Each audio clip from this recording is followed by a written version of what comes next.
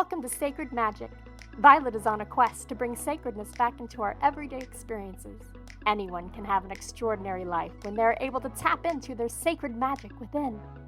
Violet and her guests will be sharing their divine passions, inspirations, and stories of connecting with their sacred magic. We are so happy you have joined us today.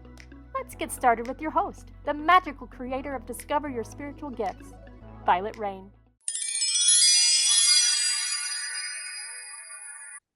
Hi, everyone. Welcome to Sacred Magic Podcast. My host today is Nicole. She is a financial advisor, wealth strategist who helps her clients build wealth that supports the life that they actually want to live. She helps clients create financial and investment plans so they can enjoy today and plan for tomorrow with the goal of turning their investments into income. Known for her thoughtful, data-driven approach, Nicole combines sophisticated financial planning with genuine compassion.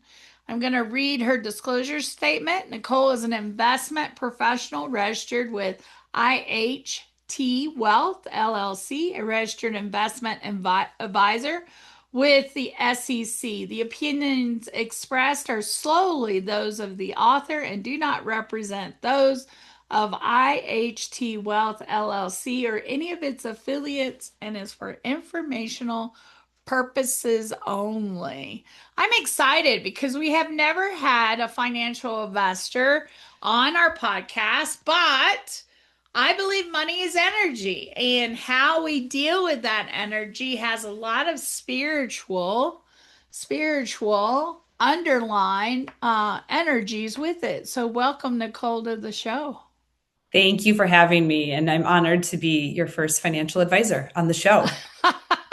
I think it's very interesting because I do lots of classes on money because money is energy. And I feel like for a lot of people, our beliefs, our family, how you grew up, how money was thought of in the household, how your family thought of money, how your partners think of money, all of that has an influence and an impact on what we do ourselves. Because I hear all the time, my family was part of the Depression where they had nothing. And, all of that rolls down and becomes a seed that's planted within us. And I also believe there's enough for everyone. It's just moving through those thoughts and beliefs and what we think about money and how we use money that really makes the difference. So, Nicole, share with us, what happens, you do financial investment. And one of the conversations that we were having before is when is enough enough and what is enough? So share with us some of the conversations you've been having with friends, clients, and in your life around money and enough. You said something that really resonated with me, and we have this background, we have this history. We sometimes give ourselves this financial identity because we were born into it or we inherited it from our parents. And when you step back and really think about it, what is enough for you? And a lot of times I see clients, they draw from that history, that inherited idea of what is enough. Maybe they had parents who thought you just need to go work hard and make money and save into your 401k. And that's how to create wealth. And that's how to really find joy out of money. But when you step back and realize that's not what joy is for me when it comes to money, that's when you can start to separate that inherited belief versus what really brings you enough and start to define what is enough for you. And you can start with, what do I want my day-to-day to look like? What will fill my heart? What will bring me joy and allow me to feel that release of anxiety because I'm living my day-to-day the way I want to? Maybe that's, you like to travel, or you want to wake up and you don't want to work 8 hours a day. You want to work 5 hours a day, or you want to wake up and maybe your dream is to have that big house filled with things and people, or your dream is to have that small condo by the beach. Like, what is specifically enough for you? And that is different for every single person. I mean, truly, I don't think I've had any client where I think you are a clone of this other client that I have. And that really is where you start to develop what is enough from the financials perspective too, you know, and putting a number to what is enough for you is kind of that first step in separating from historically what you think is should be enough for you, or what you're striving to, versus what you really want. Like, to find that and really do some soul searching and figure out what that is.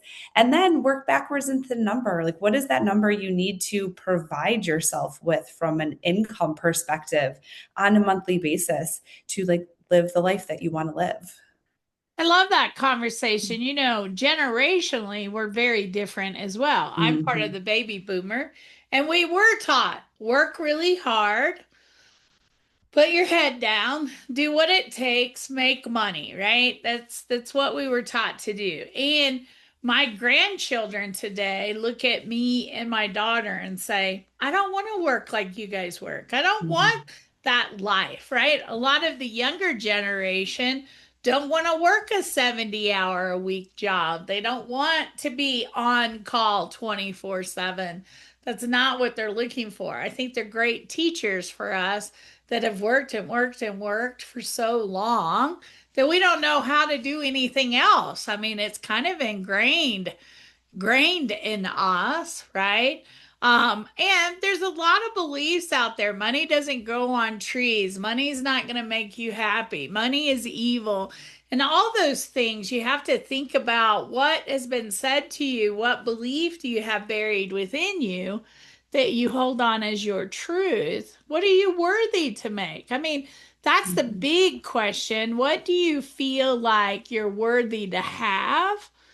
Because we're all worthy to have whatever we want, but there is this underlying belief that flows. What are we worthy to have? You know, we talk about that glass ceiling and jobs and, you know, where we reach the top. Why is there a glass ceiling? How do you break that? How do you really look at money in such a different way that it becomes easier to flow in and out of your life, right?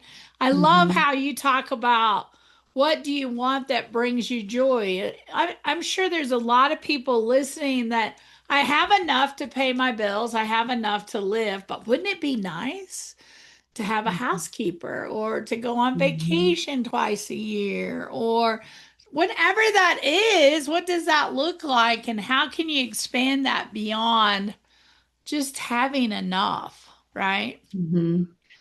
That's a great point. I deal with this a lot when I start working with a client. There's this focus, like you said, on just paying my bills, just figuring out what I need to live off of. But what I experience is once you break out those things, those additional items that maybe historically your parents told you, why are you hiring somebody to clean your house? That's a waste of money. But you add that as a line item to your monthly expenses, or somebody to, I don't know, cut and prep your food so that you don't have to spend hours every week making dinner. And you look at it from the investment standpoint. You know, if you're somebody who has a full-time job and that's an investment that's going to give you time back in order to create more money for yourself to be able to give back, I think there's a brain rewiring that needs to happen. Like, I'm not a neuroscience expert by any means, and I know you're the spiritual expert, but I can speak from my heart and what I've experienced. And I believe it's there's this neurological piece that you have to really work to retrain yourself and open yourself up and realize, like, when you look at your budget, or I don't like to call it a budget as much as I call it your lifestyle expenses, what you need to live your life and create the lifestyle that you want to live that will make you feel good. And you rewire yourself to look at those additional items as investments into your happiness.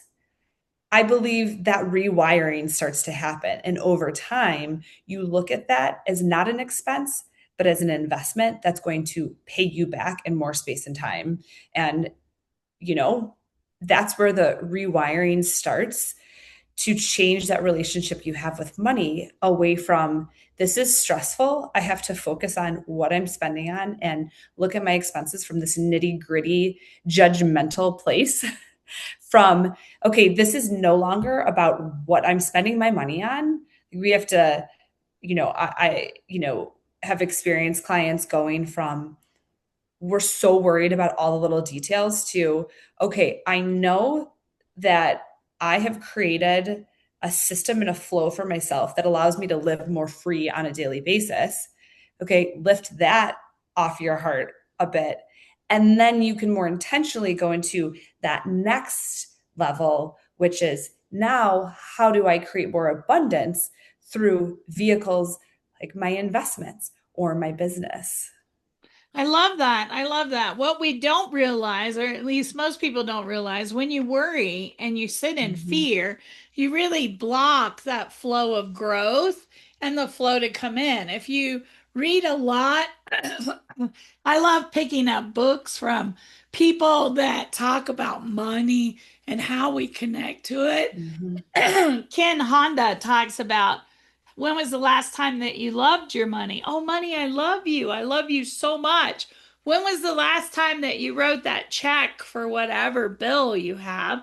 And instead of seeing it as an expense leaving, as an investment, I'm investing in my house. I'm investing in my children for child support. I'm investing in this or that. Thank you so much, universe, for me having this and so much more. I'm so happy to write this check versus, oh my gosh, do I have enough to write the rent check? Do I have enough to go to the grocery store? Do I have enough?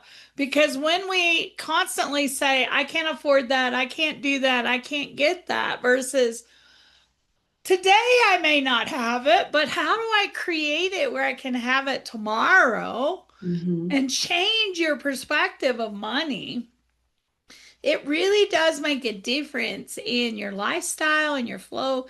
And I love investment versus expenses or bills or goals, but budgets. What am I investing in? I'm investing in my life experience. And what kind of experience do I want to have? I'd love to tell a story. And Please. there'll be some people listening it will resonate with everybody. But before I became a financial advisor and got into wealth management, I dealt with a loss that has really shaped how I run my practice. My mom was 57 when she passed away, and I was 29, and I witnessed my parents planning for retirement for years. My dad worked so hard to create this incredible opportunity for them to experience what they wanted to experience in retirement. They had this huge trip to Italy planned. And, I wasn't expecting my mom to pass away at 57, and I'm sure my dad wasn't either. And what I saw really opened up my eyes to the fact that, we've created this really sad society that just tells us that we have to save and invest for retirement. And you do. I always say we want to make sure that there's something there, because everybody would like to retire one day or live off their investments, whether that's sooner or later. It's different for everybody. But the reality is like, later doesn't come for everybody. And more traditional wealth management firms and financial advisors really operate under this, you have this formula and we're going to only focus on retirement. But I think my mom passing away was a tragedy and such a gift, because one of the things that is really important to me when I'm sitting down with clients is really understanding how they want to live today. Because truly, and I hope this isn't too negative. I'm trying to, keep it, because it really is a positive thing that, life is not forever. And like, why are we so hard on ourselves about how we're living our day to day? Like, what if it doesn't come tomorrow? Because that's a reality, And so I always ask myself that question personally when I'm having a difficult moment or a difficult day, or feeling like there's some block in my business that I can't quite get through, that I'm maybe inflicting upon myself. And I think everybody can relate to those moments where you have that realization that I'm probably holding myself back spiritually on this one. I ask myself that question, like, if I only had 10 or 15 years left, what would I want that to look like? But also, too, if I ended up living for 30 years, well, how can I balance both of those questions? And so much we forget that life isn't forever. And also, too, this is a completely not related to this specific topic, but I had a very spiritual moment over the weekend. I was shopping. I was at my cousin's wedding, and there was this beautiful outfit in the window of one of the shops. And I turned to my sister and I said, oh my God, who would wear that? And she looked at me, she goes, our mom would have worn it. It's exactly what she would have worn. And I took a picture of it because I wanted to show it to my other family members. Well, when I pulled up the picture, it was wild. And after the show, I'll send it to you so you can see it. But it looked like her form had filled out the clothes. And right where the head was, the reflection of clouds. And we all had chills. And everybody at the wedding who I showed it to thought, oh my God, that's the silhouette of your mom. So she always shows up for me and gives me a reminder that she's there and I'm on the right track. I always like to look for signs. I love that. And you're right? Even myself, I turned 65 this year. Don't tell anybody. You don't look 65. Right? And so the whole debate has been, do I take Social Security now or do I wait to 70? Do I take it now? Do I really need it? Will I live to 75 more years and be able, that question as you get older?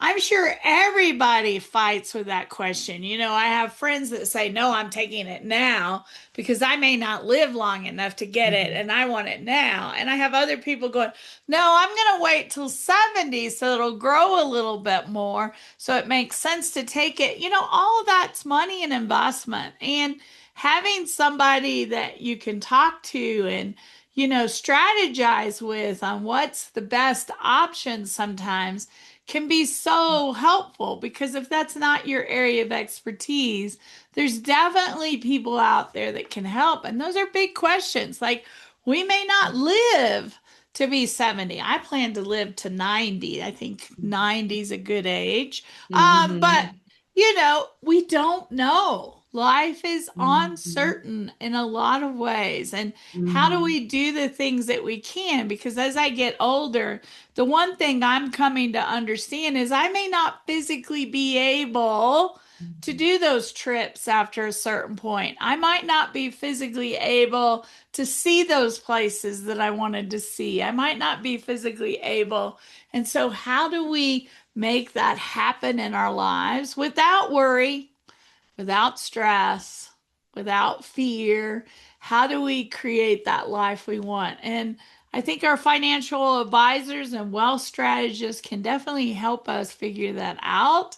And I know those are hard conversations. I know, at least for me, those are hard conversations. And I'm sure there are lots of people listening today that may be hard to you. But I think that's important to have those conversations. A lot of these unanswered questions can be answered by doing a financial plan.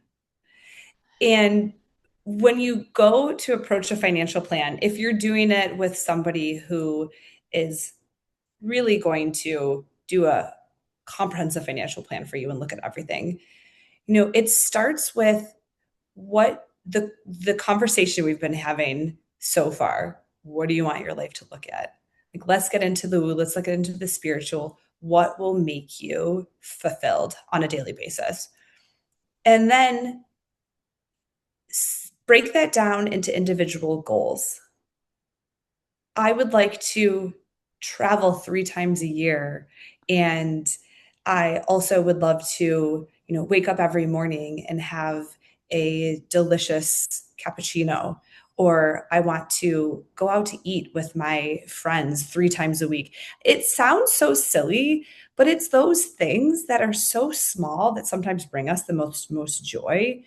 And then once you have those defined, we put numbers to that. What does that cost?